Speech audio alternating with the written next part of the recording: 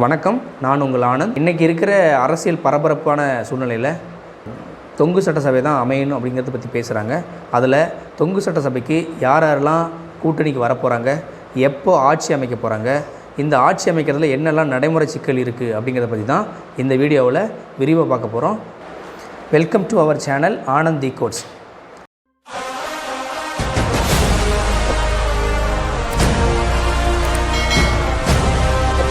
First நம்ம தமிழக வரலாற்றிலேயே 72 வருஷ அரசியல் வரலாற்றில் 1952 தான் தொங்கு சட்டசபை அமைஞ்சது. அதுக்கப்புறம் 2026 முக்கியமான வருஷமாக பார்க்கப்படுறதுக்கு மெயின் காரணம் என்னென்னா 72 வருஷத்துக்கு அப்புறம் இப்போ தான் தொங்கு சட்டசபை வந்திருக்கு. தமிழக வெற்றி கழகம் இப்போ முடிஞ்ச எலெக்ஷனில் 108 எம்எல்ஏ சீட்டு ஜெயிச்சிருக்காங்க. அதுலேயும் அந்த கட்சியோட தலைவர் 2 தொகுதி நின்று ஜெயிச்சிருக்காங்க. அதுக்கப்புறம் திமுக கூட்டணி 73 தொகுதி ஜெயிச்சிருக்காங்க. அதிமுக கூட்டணி 53 இடத்துல ஜெயிச்சிருக்காங்க. இவங்க எல்லாருக்குமே தனி மெஜாரிட்டி கிடைக்காதனால தொங்கு சட்டசபை அமையுதுன்னு சொல்கிறாங்க. உங்களுக்கு தொங்கு சட்டசபைனா என்ன அப்படின்னு தெரிஞ்சுக்கணுன்னா ஆல்ரெடி நான் ஒரு வீடியோ போட்டிருக்கேன். அந்த வீடியோவோட லிங்க்கை டிஸ்கிரிப்ஷனில் கொடுக்குறேன், அதை பார்த்து தெரிஞ்சுக்கோங்க. இப்போ நம்ம கரண்ட்டில் இருக்கிற இந்த அரசியல் சூழ்நிலையில் தாவேகாவுக்கு மொத்தமாக 118 சீட்டு இருந்தால் தான் அவங்க ஆட்சி அமைக்க முடியும்னு சொல்கிறாங்க. அப்போ 118 சீட்டில் ஆல்ரெடி 108 சீட்டு எம்எல்ஏ ஜெயிச்சாச்சு. இன்னும் அவங்களுக்கு 10 தொகுதி வேணும்.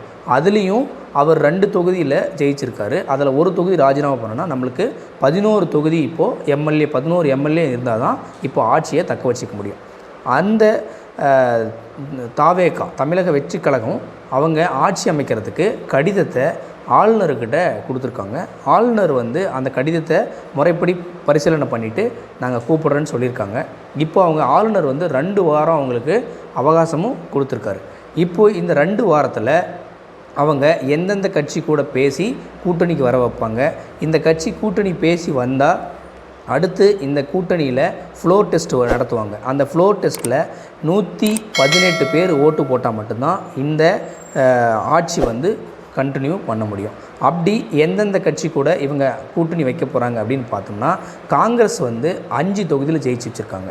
இப்போ ஆல்ரெடி காங்கிரஸ்க்கு தாவேகா கிட்ட வரத்துக்கு ரொம்ப ஆர்வமாக தான் இருக்காங்க. ரெண்டாவது அவங்க பேச போகிறது கம்யூனிஸ்ட். 2 கம்யூனிஸ்ட் கட்சியிலையும் ஒவ்வொரு கட்சிக்கிட்டையும் 2 வேட்பாளர் எம்எல்ஏ இருக்காங்க. அப்போ மொத்தமாக 4 எம்எல்ஏ ஆச்சு. இப்போ புதுசாக விசிகாவுக்கிட்டையும் 2 எம்எல்ஏ இருக்குது, அவங்கக்கிட்டையும் பேசுகிறாங்க.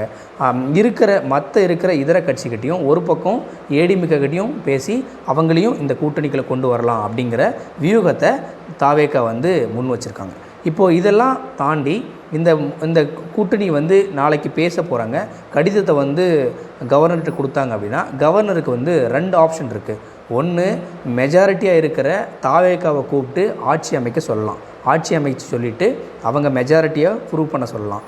அப்படி இல்லை மெஜாரிட்டி ப்ரூவ் பண்ணல அப்படின்னா இந்த நடந்து முடிஞ்ச தேர்தலையோட காப்பியை நம்ம ஜனாதிபதிக்கு அனுப்பி அந்த ஆர்டிக்கிள் 356 நம்ம தமிழ்நாட்டில் அமல்படுத்தலாம். ஆர்டிக்கிள் 356 அமல்படுத்தினாங்கன்னா 6 மாதத்துக்குள்ளே பிரசிடென்ட் ஆட்சி இருக்கும். 6 மாதத்துக்கு அப்புறம் எலெக்ஷன் நடந்து அங்கே வாய்ப்பு இருக்குது. எலெக்ஷன் நடத்தி புதுசாக ஒரு கேம்பெயின் நடத்துறதுக்கு சான்ஸ் இருக்குதுன்னு சொல்கிறாங்க. இதில் இன்னொரு சான்ஸ் என்ன அப்படின்னா, இதுக்கு முன்னாடி டெல்லி கவர்மெண்ட்டில் நடந்த ஆம் ஆத்மி கவர்மெண்ட்டு அவங்க பார்த்திங்கன்னா இதே மாதிரி 2 பக்கமும் சப்போர்ட் இல்லாமல் அங்கேயும் ஹங் அசம்பிளி தான் வந்தது. அதுலேயும் அவங்க இருந்த அரவிந்த் கெஜ்ரிவால் என்ன பண்ணார்னா, ஃபஸ்ட் டைம் சீஃப் மினிஸ்டராக பதவி ஏற்ற உடனே ஒரு 20 நாள் 25 நாளையிலேயே அதோட பதவியை அவர் ராஜினாமா பண்ணிவிட்டு மக்கள்கிட்ட நேரடியாக போயிட்டு என்ன சொன்னார்னா, எங்களால் இவங்கக்கிட்ட ஆட்சி அமைக்க முடியல, எங்ககிட்ட தனி மெஜாரிட்டி இல்லாதனால மக்களுக்கு எந்த திட்டத்தையும் கொண்டு வர முடியல அப்படின்னு சொல்லிட்டாங்க. அதனால் என்ன பண்ணிட்டாங்கன்னா, அந்த மக்கள் மறுபடியும் எங்கள் எலெக்ஷன் நடத்துகிறேன்னு சொல்லி டெல்லியில் மறுபடியும் எலெக்ஷன் நடத்தி ஒரு 25 நாளையில் புதுசாக எலெக்ஷன் நடத்தி 65 சீட்டை ஜெயிச்சு அங்கே மறுபடியும் தனி மெஜாரிட்டியில் அங்கே ஆட்சி அமைச்சு ஆம் ஆத்மி பார்ட்டி 5 வருஷம் ஆட்சியை கம்ப்ளீட் பண்ணாங்க. அதுவும் இப்போ இருக்கிற நிலைமையில் தாவேகாவுக்கு பாசிபிள் இருக்குது.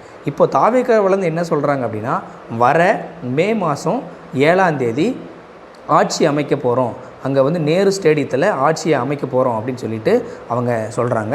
இதில் 20 அமைச்சர்கள் பொறுப்பேற்க போகிறாங்க அப்படின்னு சொல்கிறாங்க. இதை எல்லாத்தையும் பற்றியும் இதுக்கு வர காணொலியில் ரொம்ப தெளிவாகவும் விளக்கமாகவும் பார்க்க போகிறோம். இதில் பற்றி உங்களுக்கு ஏதாவது அடுத்த வீடியோ எதை பற்றி வேணும்னா அவங்க கமெண்ட்ஸை சொல்லுங்கள். இதை பற்றி நீங்கள் என்ன நினைக்கிறீங்க அப்படின்னும் கமெண்ட்ஸில் சொல்லிட்டு போங்க. இந்த வீடியோ உங்களுக்கு ரொம்ப பிடிச்சது அப்படின்னா லைக் பண்ணுங்கள், சப்ஸ்கிரைப் பண்ணுங்கள், முடிஞ்ச அளவுக்கு இந்த வீடியோவை எல்லாருக்கும் ஷேர் பண்ணுங்கள். தேங்க்யூ ஃபார் வாட்சிங்.